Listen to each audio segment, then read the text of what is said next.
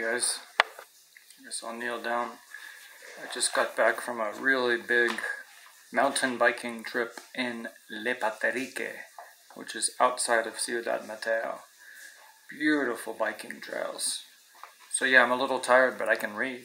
So we're going to do Zach's Lie, chapter 8, and it's good because it's a nice short chapter. So here we go. Wednesday, August 30th.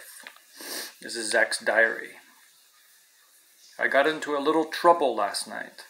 After meeting Sam, who is the strangest custodian I've ever met, I continued my walk, thinking I'd drop by Mom's bookstore to see how it was going.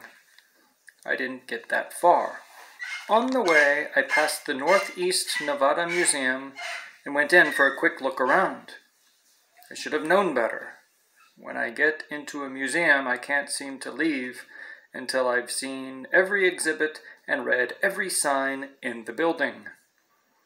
This used to drive my parents and sisters crazy. It got to the point where they wouldn't take me to museums anymore. I learned that the Rocky Mountains were not given their name because there were rubies there. The early settlers found garnets in the mountains and mistook them for rubies. Pretty disappointing. I found out that herds of mastodons once roamed the plains below the Rocky Mountains. The Ruby Mountains. The museum has the bones and tusks to prove it. Elko was built in 1868, about the same time they were laying tracks through Nevada for the Transcontinental Railway. There are 18,420 people here. 18,423 now, not counting Commander If. And guys, by the way, you can Google Elko, Nevada, and you can see some images. It's a real place. I wandered into a new wing they had just opened. It was filled with dead animals. Moose, mountain goats, mountain sheep, mountain lions, deer, antelope, elk, bears, and several African animals, including half of a giraffe whose hindquarters disappeared into a wall. The exhibit I spent most of the time looking at was called Americanuk, Basques in the High Desert. I've never heard of the Basque people before. In northern Spain, southern France. That's what I think. Apparently there are a lot of them here. They came over from Spain and France to herd sheep, which seemed like an awfully long way to travel for that kind of job. Sheep herding is not as common as it once was, but there are still a few Basques up in the hills who make their living this way. I was only about 3/4 through the exhibit when a woman who worked for the museum told me that they were closing. When I got outside, I was surprised to see that it was getting dark. There wasn't time to visit Mom's store, so I headed home.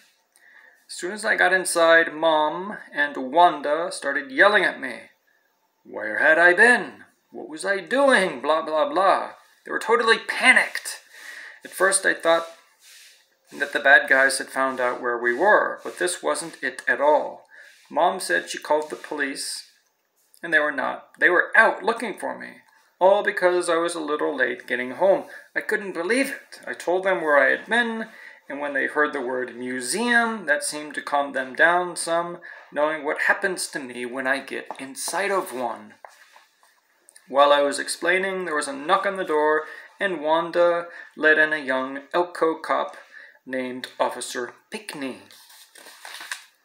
He said he had just dropped by to say that they hadn't spotted me yet. Mom introduced me. So much for the efficiency of the Elko Police Department. It wasn't like I had tried to hide from them. I had strolled home down the busiest street in town. Anyway, he said that he would call the search off. Some search. Mom showed him to the front door as if he couldn't find it himself. Although you never know, he didn't find me. As soon as he was gone, Mom went to bed saying that she was exhausted. She promised to continue our conversation this morning, meaning I'm going to get another lecture. At this rate, I'll have heard enough lectures to earn a college diploma before I get out of grade school.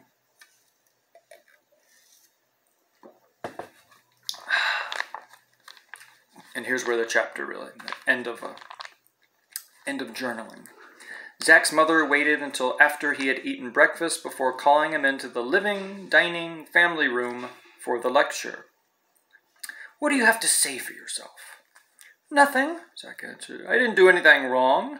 If I stay in the house, Wanda gets mad at me. If I leave, you get mad at me. I can't win. You don't seem to understand the situation we're in, Zach. She sat down next to him. You have to tell me where you're going and when you'll be back.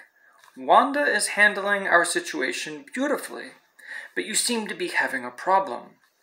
Zach was getting pretty sick of hearing all of this. I might be handling it in the same way if I knew that next year at this time I would be in Los Angeles trying to become a movie star. But no, Mom, Zach Granger will be right here in Elko, Nevada, probably still getting in trouble for doing horrible things like visiting museums. His mother smiled reluctantly. I guess I might have overreacted a bit. This was the first time Zach had seen her smile in a long time, and he grinned. A bit? Well, maybe more than a bit. She put her arm around his shoulders and gave him a big hug. I guess I still haven't gotten over that terrible night. Well, none of them had. Alonzo was sitting in one of the comfortable seats on his jet, which had just landed at the airport. Sitting across from him was a man known as El Sereno, the Watchman. We are concentrating our efforts on June Saunders, El Sereno reported. Patricia Osborne and she are lifelong friends. We have bugged her home and office, tapped her cell phone, and we have a copy of her post office box key. We have even accessed her email account. What about Agent Pelton and the other DEA people? We were watching them as well, but I'm confident that June Saunders is the one who will lead us to the Osbornes. Has Mrs. Saunders been to see Neil? No. Has anyone been to see Neil? Bender, Pelton, and some other DEA agents, El Sereno said. We have someone on the inside of the detention center checking the visitation logs. Can your contact get to Neil? No. They keep him totally isolated. The DEA is not even allowing him to leave his cell for exercise, and they're personally bringing him his food so we cannot poison him. Alonzo stood up. This has been very disruptive to business. We need to find out what Neil has on us, then eliminate him. Alonzo walked down the aisle to the cockpit and said something to the pilot, then returned. Every day this continues, we are in greater danger. You must find out where the family is. The jet engines started. El Sereno stood up. Something will break soon. It always does.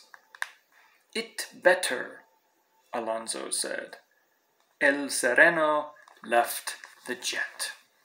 So there's the end of chapter 8. Those are the bad guys.